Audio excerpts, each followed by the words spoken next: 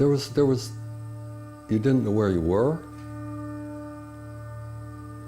You didn't know when it was going to end. You lost, to some degree, all fear for your life or anything. It didn't mean anything. You were just numb by the whole situation. And you felt constantly out of control in a firefight. It was like, at least for me, right? Okay. Some guys loved it. I mean, some guys liked that. And some people would learn to like it because it was a way of surviving.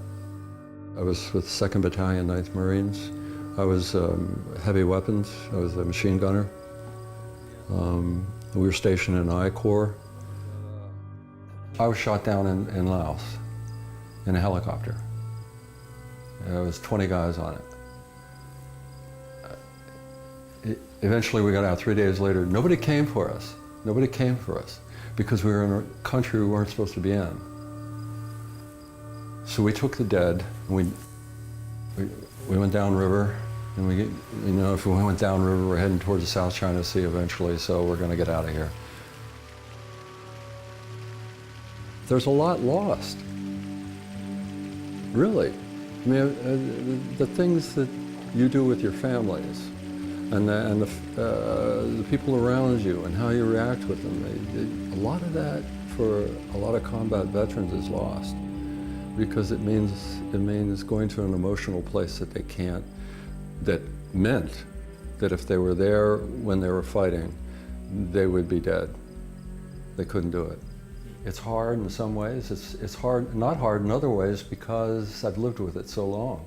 But that's been 40 years. 45 years that I lived in this loop, this war loop. That's maybe other people don't feel it, maybe they don't live there, but for me I did. I don't speak for all that. Can't do that. I think that in terms of what the civilian population can do, part of the problem is, well, during Vietnam, I mean, I had arguments in 1963 when I was in high school with some other kids, about the war. I just was opposed to it. But the thing that really solidified it is you could see war images on TV all the time. And then it seemed like after that, I don't know if it was with in Kuwait or the Iraq War, they just sort of stopped even filming or allowing, journalists to really cover the war as it was. So people back home just watch their TV, they hear this story about it, you're like, distanced from what's really going on at a basic human level. So I don't think people have a real understanding of what war is and how it affects the warrior, so to speak. I think we're living in another world. It's fascinating because it becomes us and them.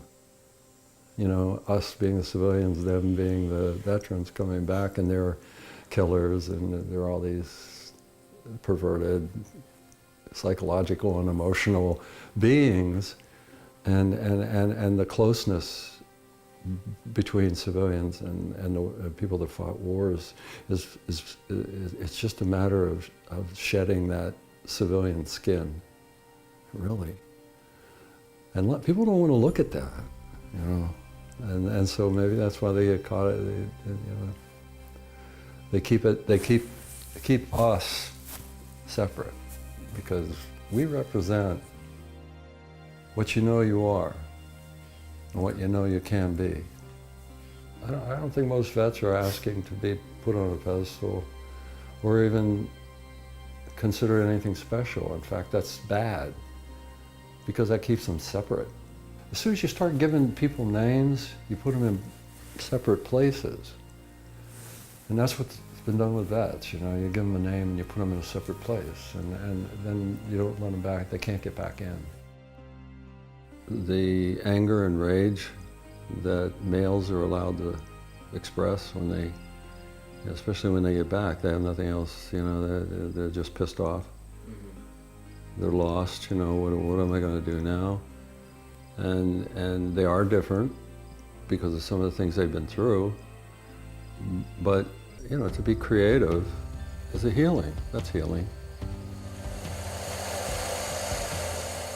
For me, there was always, you know, the war played on and on and on in this loop for so many years. And I couldn't, you know, sometimes it felt like I got to shut down the projector. You know, it'd make me crazy if I can't shut this down. So I would, you know, I'd build things and try to focus on something that was outside of this internal speed that was building all the time. And this is the latest. It's just the idea that I can't polish that stone any faster than the stone's going to polish. So it just slows me down. It holds me in place. And I realized that if I polished them up and I cleaned them up, I could use them to make a mantle, right, or make a fireplace.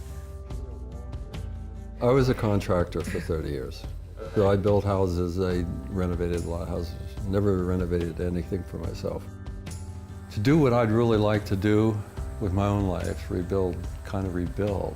It was like, I want to create something beautiful out of a mess. You know, I always get that feeling like that, like the fireplace was such a joy for me to do. It was like take this ugly hole in the wall, basically, and make it pretty, make it, I think I've been doing that because of the war most of my life, trying to create something really nice out of, and it's a parallel between what goes on in my own head, I suppose.